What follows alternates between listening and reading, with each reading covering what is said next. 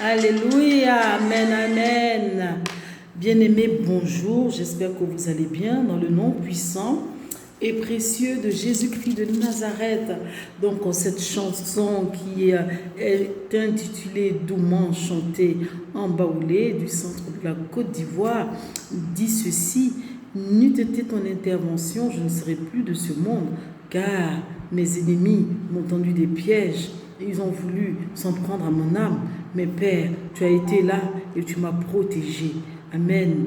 Donc si vous voulez écouter cette merveilleuse chanson, il vous suffit d'aller sur YouTube. Faites Linda Delon Doucement et vous pourrez bien évidemment écouter cette très belle chanson. Amen, amen. Donc ce matin, nous allons partager une petite parole.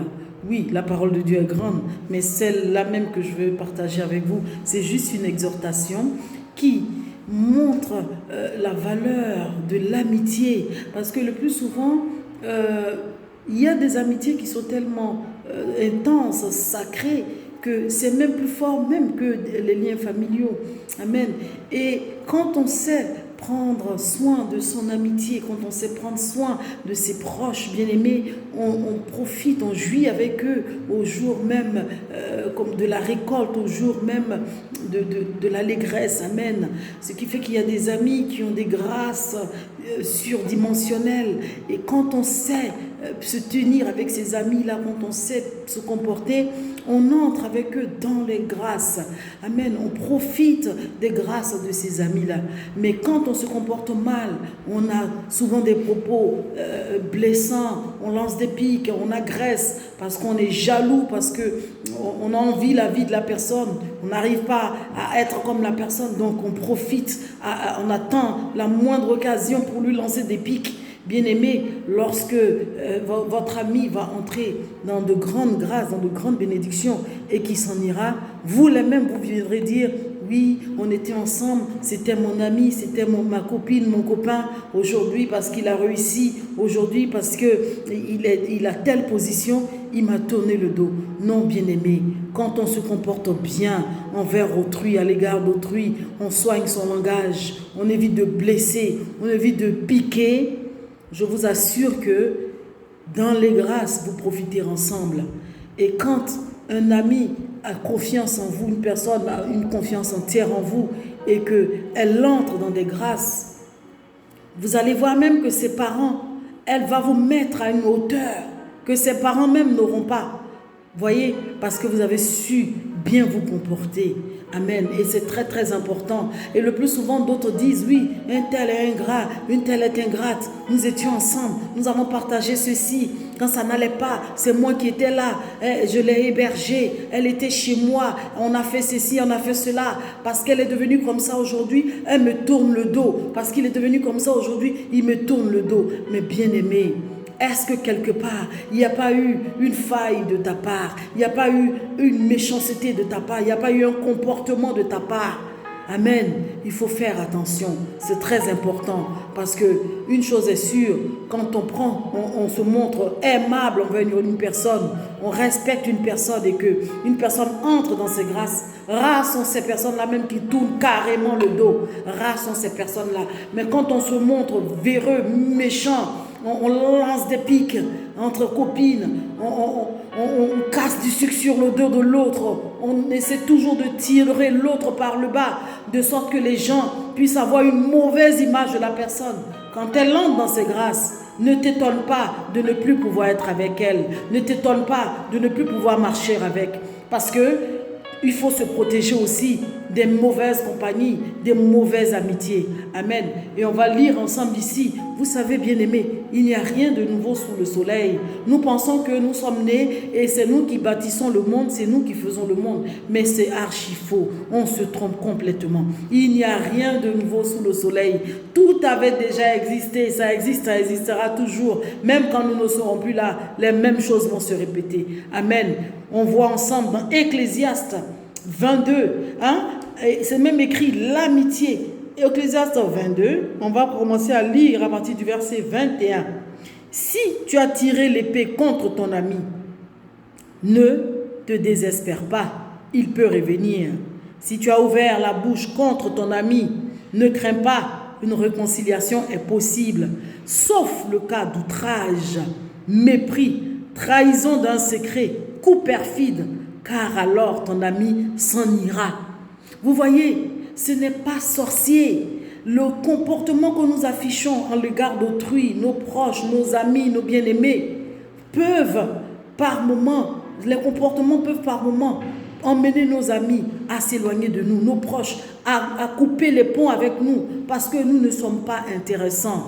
Amen. Parce que nous sommes méprisants dans notre manière de faire, notre manière de parler. Qui accepterait qu'on le traîne dans la boue? Qui acceptera qu'on le tire par le bas?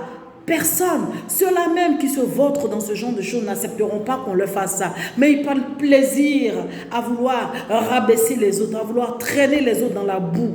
Mais bien aimé, on te dit ici que, sauf le cas d'outrage, mépris, trahison d'un secret, coup perfide, car alors ton ami s'en ira. Gagne la confiance de ton prochain dans sa pauvreté, afin que dans sa prospérité, tu jouisses avec lui de ses biens au jour d'épreuve.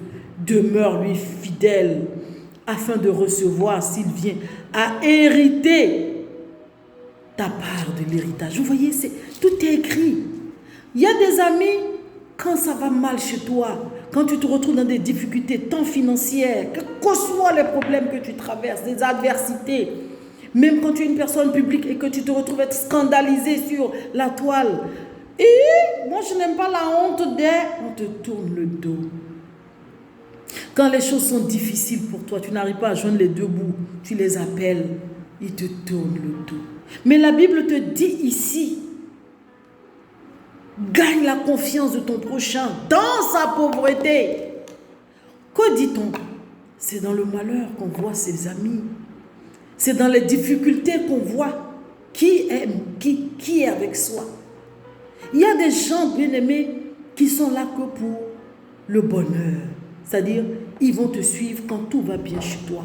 Même des hommes ou une personne même qui veut se marier à quelqu'un, elle va te suivre parce que tu as une aisance de vie, mais dans le fond, elle ne t'aime pas.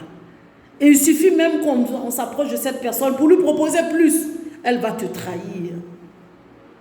Alors que la parole de l'Éternel te dit, dans sa pauvreté, gagne sa confiance. Car tu ne sais même pas ce que demain sera fait. Tu vas trahir une personne parce qu'on t'a proposé plus. Qui te dit que cette personne qui t'a proposé plus va subsister à toujours? Qui te dit que cette personne qui t'a proposé plus va demeurer dans sa position pour que toi tu viennes profiter? Oh my God! Pourquoi ne craint-on pas Dieu? Pourquoi? Amen. Donc c'est important de comprendre cela. Car on ne doit jamais mépriser les contours, ni admirer admirer un riche privé de sens. Amen. C'est important. Précédant, on lit au verset 24, précédant les flammes, on voit la vapeur du brasier et la fumée. Ainsi, précédant le sang, les injures. Je n'aurai pas honte de protéger un ami et de lui, je ne me cacherai pas. Et s'il m'arrive du mal par lui, tous deux qui l'apprendront se garderont de lui. Amen. C'est important de savoir marcher envers autrui, de bien faire les choses. Il ne faut pas passer sa vie ou baser sa vie que sur le matériel ou chercher à prendre du matériel, aller là où ça nous arrange. Il faut faire attention. Parce que bien aimé, le plus souvent, tes choix te conduiront à ta perte. Il y a des amitiés qui sont sacrées. Il y a des personnes qui sont sacrées. Si Dieu permet des rencontres dans ta vie, Dieu permet que ces personnes soient proches de toi, c'est peut-être pour te rehausser, pour t'apporter une certaine grandeur, une certaine paix, une certaine visibilité. Mais comme tu es un insensé, qu'est-ce que tu vas faire? Tu vas mépriser, tu vas calomnier, tu veux faire tomber. Mais depuis quand on fait tomber un enfant de Dieu? Si tu fais tomber un oint de Dieu, c'est que c'est Dieu lui-même que tu as fait tomber. Mais comme tu ne peux pas faire tomber Dieu, ça veut dire que l'oint en question ne pourra pas tomber. C'est toi qui vas perdre. Parce qu'au jour de son élévation, au jour de sa gloire, tu auras tes yeux pour pleurer. Tu diras, j'ai déconné. Amen. Enfant de Dieu, c'était cette petite exhortation pour nous rappeler quelque part qu'il est important de bien marcher et de savoir faire. Parce que le lendemain n'appartient à personne. Et seul Dieu détient la destinée de tout un chacun. Amen. Que Dieu vous bénisse. C'était juste cette parole que je voulais partager avec vous. Shalom.